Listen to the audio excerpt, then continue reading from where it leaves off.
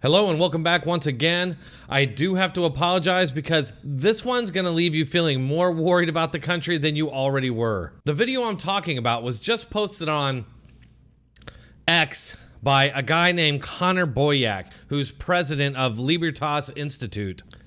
And the video shows a 12-year-old boy being kicked out of school for the high crime of having a Gadsden flag on his backpack. And just wait till you hear the justification for why the school did it. But first, a quick message about a free coin offer from this channel's sponsor, Noble Gold. The US dollar has lost 85% of its value since the dollar decoupled from gold, and the government seems hell-bent on continuing that tradition. From now until the next elections, the government can print as much money as they want. The last time they did that, inflation went up 9%. Gold is the one asset that has proven to withstand inflation. Invest in gold with Noble Gold Investments and you'll get a 24 karat, 1/4 ounce gold standard coin for free. Go to noblegoldinvestments.com right now. That's noblegoldinvestments.com, or simply dial 1-877-646-5347. The only gold company I trust. And remember, there's always risk in investment and there are no guarantees of any kind. All right, so this video starts out with a boy sitting down with his mother, getting ready to talk to a school administrator, not the director, who's Jeff Yoakum, just an administrator who's carrying out the policy. And this administrator is going to try and explain the logic of kicking this kid out of school for the Gadsden flag, because the mother is very confused along with the rest of us. Do you know what the Gadsden flag is? That it's a historical flag? So the reason that they do not want the flag, the reason we do not want the flag displayed is due to its origins with slavery and slave trade. What? That is what was, that's the reasoning behind why we do not want this displayed. The Gadsden flag.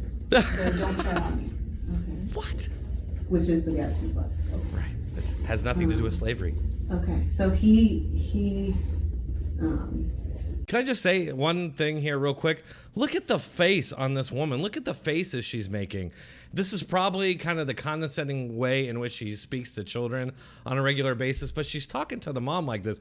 The mom just brought up the very relevant point that the Gadsden flag has nothing to do with slavery. It's the Revolutionary War. It has nothing to do with the Civil War. But apparently these people don't know the difference, and these are the people teaching our kids. It gets worse. what's going to happen if he doesn't take it off? He is able to go. I was actually just telling him, like, I was upset that he was missing so much school. I'm like, so oh yeah, let's deflect. I asked him, can he just take his stuff out of his bag and go back to class? Like, I just want him to go back to class. The bag can't go back. It's got the patch on it because we can't have that in and around other kids. So that's what I was trying, and then he said you were close. So I was like, oh, okay. Yeah, it has nothing to do with slavery. That's like the Revolutionary War patch that was displayed when they were fighting the British. Like that's the revolution.Maybe you're thinking she doesn't care. Look at her. The Confederate look at the Confederate flag. Okay, I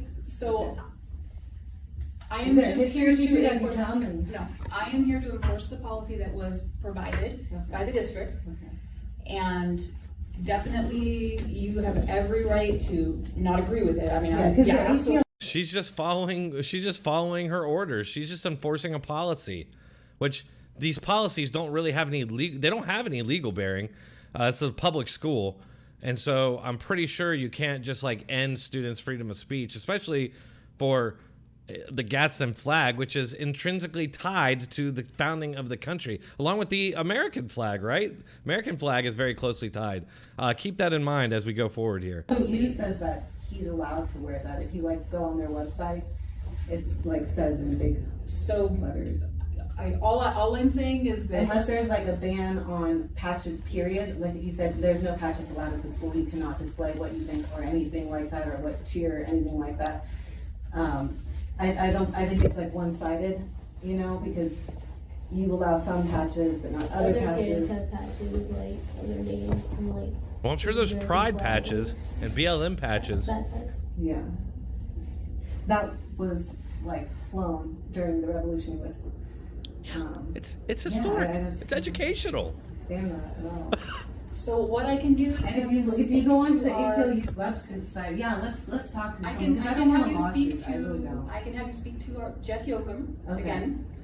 Jeff Yoakum. And then he can refer you to I may speak to our him. person at the district. Okay.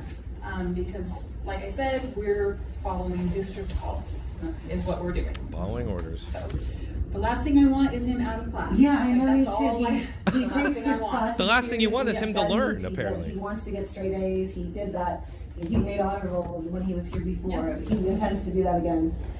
So what we appear to have here is a good kid and a good student who's always on honor roll being harassed by a bunch of ignorant leftists in the school district. According to Connor Boyack, they cited the USEEOC, which admitted that the flag originated in the Revolutionary War and is a non-racial context. But then said, however, that whatever the historic origins and meaning of the symbol, it has also since been sometimes interpreted to convey racially tinged messages. You could say the exact same thing about the BLM flag, but I guarantee you, this policy does not apply to that. But if you look in this email, the director, Jeff Yoakum, says, as discussed, I am providing you with the rationale for determining the Gadsden flag is considered an unacceptable symbol. And he puts in an article here from the Washington Post, of all places, a very well-known leftist place. And it says that the Gadsden flag is tied to the Confederate flag. I don't know how.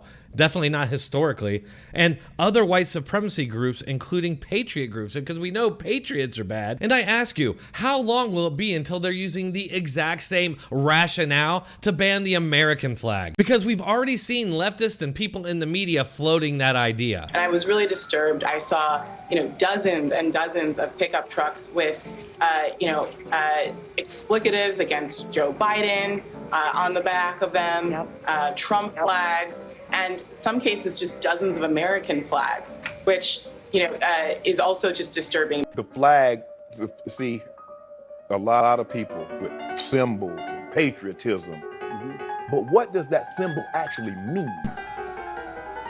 Skip, the symbol. Well, it's the symbol of our country. What are you talking about? Okay, symbol of our country. So the symbol of your country is racism. When you look at that early version of the American flag, what does it symbolize? Well, it symbolizes, I see the colonies, and that leads directly to slavery. When someone of color, a black woman, is telling you her feelings, people need to listen and not, repudiate it and not say, well, that can't be true. And so, yes, when I drive into a neighborhood and it's not July 4th and I'm not in a predominantly military household neighborhood and there are flags, American flags everywhere alongside Trump flags, alongside flags with stars in a circle, I feel threatened. Are you crazy? Huh? Anyway, Connor Boyack goes on to say, the director then argued that the flag is associated with hate groups, linking to this weak article that cites a graphic design scholar because it does. They love their scholars over there at the Washington Post, who claim that some may now see the Gadsden flag as a symbol of intolerance and hate and even racism. Again, how long until they're saying the exact same thing about the American flag? So check this out. The mother and son went to an NBC studio to try and get them to do an article and maybe support him standing up for his freedom of speech, and they declined an interview, of course. Now, if you have some constructive criticism for the Harrison School District, I'll leave their contact details in the description. Thanks for watching. That's all I have for this one. If you enjoyed it, please hit that like button, share, subscribe, and make sure to leave some comments to vent those frustrations that I know you have. Again, thanks a lot. I'll see you all on the next one.